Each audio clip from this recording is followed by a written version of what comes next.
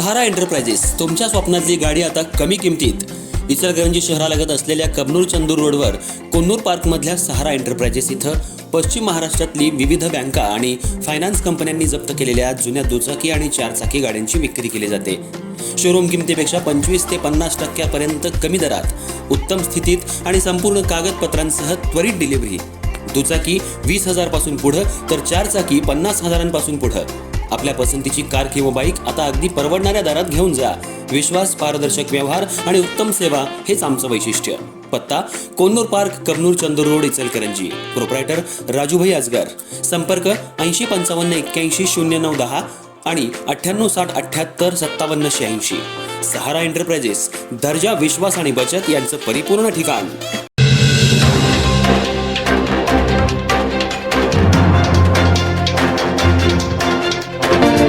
कबनूर जिल्हा परिषद आणि पंचायत समिती निवडणुकीला सध्या चांगलीच रंगत आली आहे.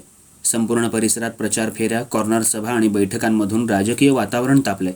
केंद्रात आणि राज्यात महायुतीची सत्ता असली तरी कबनूर जिल्हा परिषद आणि पंचायत समिती निवडणुकीत भाजप आणि राष्ट्रवादी काँग्रेस अजित पवार गट हे स्वतंत्रपणे निवडणूक लढवत असल्यानं ही लढत अधिकच रंजक बनली आहे.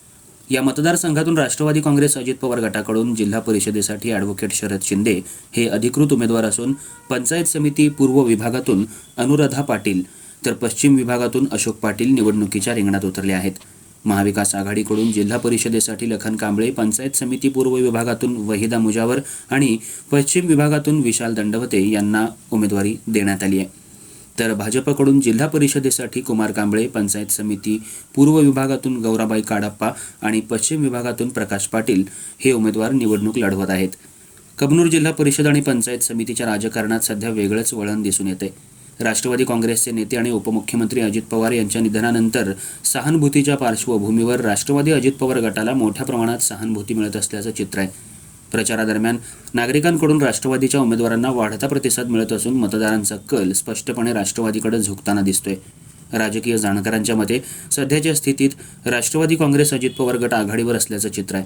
त्या खालोखाल महाविकास आघाडी दुसऱ्या क्रमांकावर असून राज्यात आणि केंद्रात सत्तेत असलेला भाजप मात्र या निवडणुकीत पिछाडीवर पडताना दिसतोय. त्यामुळं सर्वत्र मोठा पक्ष म्हणून ओळखला जाणारा भाजप कबनूर जिल्हा परिषद आणि पंचायत समिती निवडणुकीत अपेक्षेप्रमाणे प्रभाव टाकू शकलेला नाही, अशी चर्चा राजकीय वर्तुळात सुरू आहे.